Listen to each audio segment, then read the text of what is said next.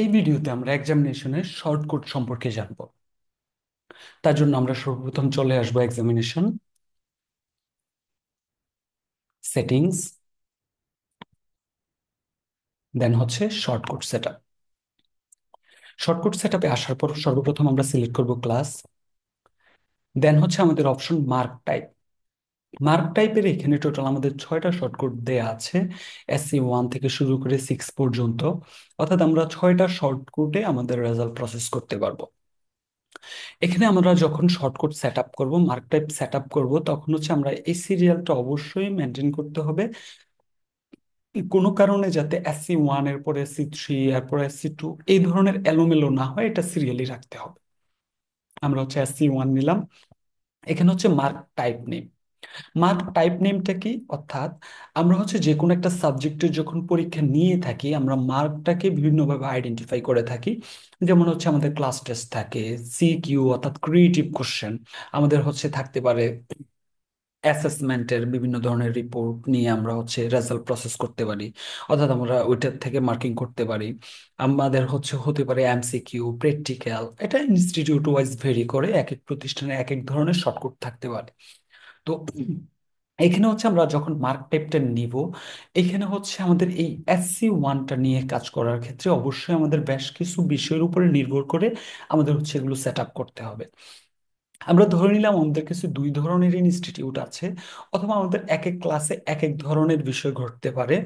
যেমন হচ্ছে আমাদের হতে পারে এমন যে আমরা যেই কোডগুলো নিচ্ছি, অর্থাৎ যে কোডগুলো সেট আপ করতেছি, ওইগুলোতে আমরা যেই কোডগুলো নিচ্ছি 100%টা নিয়েই আমরা রেজাল্ট প্রসেস করতেছি। 100% বলতে কেমন? যেমন আমাদের CQ 70 মার্কসের, MCQ 30 মার্কসের, আমরা 70-এ 70ই কাউন্ট করতেছি, 30-এ 30 কাউন্ট করতেছি। অর্থাৎ দুইটা মিলে 100% কাউন্ট করতেছি আমরা। অর্থাৎ 70-এর 100%ই কাউন্ট কাউন্ট করতেছি, এবং কি আপনার 30-এর 100%ই কাউন্ট করতেছি। ওই ক্ষেত্রে আমরা যখন SC1 এর সেট আপ করবো, তখন বিষয়টা একরকম হবে। আবার হচ্ছে যদি এমন হয় যে আমরা হচ্ছে টোটাল পরীক্ষা নিচ্ছি, CQ হচ্ছে 100 মার্কসের, MCQ 30 মার্কসের, অর্থাৎ 130 মার্কসের পরীক্ষা নিচ্ছি, বা 100 মার্কসের বেশি কোনো একটা পরীক্ষা নিচ্ছি যেটাকে আমরা 100-তে কনভার্ট করব, ওই ক্ষেত্রে আমরা হচ্ছে সেট আপটা একরকম হবে।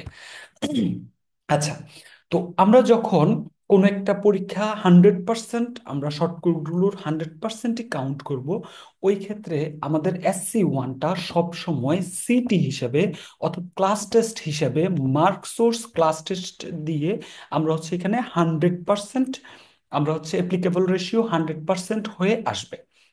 এটা রিজার্ভ। যদি আমাদের 100% কাউন্টিং এ আসে, কোন একটা এক্সামের কোন একটা ক্লাসের জন্য 100% শর্টকাট গুলো 100%ই সবগুলা কাউন্টিং এ আসে। কিন্তু যদি এমন হয় যে আমাদের কনভার্সন আছে, অর্থাৎ 130-এর পরীক্ষা নিচ্ছি, যেখান থেকে হচ্ছে আমরা, যেমন আমাদের হচ্ছে CQ আমরা 100 মার্কসের নিচ্ছি, MCQ 30 মার্কসের নিচ্ছি।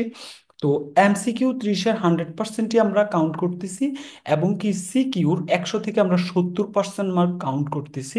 ওই ক্ষেত্রে হচ্ছে আমরা সেট আপটা হবে কেমন? এই যে SC1-এ তখন হচ্ছে আমরা এইটাকে MCQ হিসেবে কাউন্ট করব, MCQ হিসেবে দিব। এবং কি আমাদের এখানে মার্ক সোর্স অলওয়েজ মাথায় রাখতে হবে, SC1টা ক্লাস টেস্ট হিসেবে মার্ক সোর্স আসবে। আমাদের এখানে শর্টকাট টাইপের নেম যাই আসুক না কেন, এটা ক্লাস টেস্ট হিসেবে কাউন্টে আসবে, এবং কি অ্যাপ্লিকেবল রেশিও আমাদের 100% হবে যদি এটা আমাদের কোনো ধরনের কনভার্সন থাকে। এবং কি আমাদের হচ্ছে SC2-তে আসলাম, এবার হচ্ছে আমরা এখান থেকে নিয়ে নিলাম যে CQ ক্রিয়েটিভ কোশ্চেন, আমরা আউটে ক্লিক করলে অটোমেটিকলি বাংলা নামটা চলে আসবে। আমরা এখান থেকে হচ্ছে যে কোনো একটা দিয়ে দিতে পারি, যেমন রিটেন দিয়ে দিলাম, সেভ দিয়ে দিলাম, ডান। অর্থাৎ আমাদের শর্টকাট গুলো ক্রিয়েট হয়ে গেল। তো আশা করি এই বিষয়টা ক্লিয়ার আপনারা। তো সেম প্রসেসে আমরা হচ্ছে SC3, 4, 5, 6 আমাদের যা প্রয়োজন আমরা এখান থেকে ক্রিয়েট করে নিতে পারবো। যদি আমাদের কোনো একটা কিছুতে এডিট আপডেট করার প্রয়োজন হয়, আমরা হচ্ছে এডিটে ক্লিক করে দিয়ে আমরা এখান থেকে এগুলো এডিট আপডেট করতে পারবো। যদি কোনোটা আমাদের রিমুভ করার প্রয়োজন হয়, তাহলে আমরা এখানে রিমুভে ক্লিক করে দিয়ে আমরা রিমুভ করতে পারবো। এবং কি আমাদের হচ্ছে যদি আমাদের কোন একটা যেমন আমাদের ক্লাস 9-এর এটাকেই আমরা অন্যান্য ক্লাসের সাথে অন্যান্য ক্লাসের জন্য অ্যাসাইন করে দিব, যেমন আমাদের 6 থেকে 9 পর্যন্ত সেম হতে পারে শর্টকাট গুলা। ওই ক্ষেত্রে আমরা কপিতে ক্লিক করে কোন ক্লাস থেকে আমরা কপি করছি ওই ক্লাসটা সিলেক্ট করে কোন ক্লাসে কপি করব ওই ক্লাসটা সিলেক্ট করে কনফার্ম করে দিলে আমাদের এটা হচ্ছে ওই ক্লাসে কপি হয়ে যাবে, যে আমাদের কপি সাকসেসফুল দেখাচ্ছে। অর্থাৎ আমরা যদি এখন এখান থেকে হচ্ছে ক্লাস 6 সিলেক্ট করি, আমাদের ক্লাস 6 এটা দেখাচ্ছে। কিন্তু আমরা যদি 7 সিলেক্ট করি, 7-এ কিন্তু আমাদের ভিন্ন রকম আছে। আচ্ছা, যদি আমাদের এমন হয়ে থাকে যে আমরা শর্টকাট সেট আপ করে ফেলেছি, আমরা হচ্ছে আমাদের নেক্সট প্রসেস যেগুলো আছে, এক্সামের মার্ক কনফিগার করে ফেলেছি, আমাদের হচ্ছে মার্ক ইনপুট হয়ে গেছে, ওই ক্ষেত্রে আমাদের যে প্রসেসটা হবে, যদি কোনো শর্টকাট এডিট আপডেট করার প্রয়োজন হয়, যদি আমাদের মার্ক ইনপুট হয়ে থাকে, ওই ক্ষেত্রে আমাদের আগে ওই মার্কগুলোকে ডিলিট করে দিতে হবে। দেন হচ্ছে আমাদের কনফিগারেশনটাকে ডিলিট করতে হবে, অর্থাৎ কনফিগারেশনটাকে আমরা টোটালি আপডেট করে ডিলিট করে দিব। দেন হচ্ছে আমরা শর্টকাটটাকে আপডেট করব।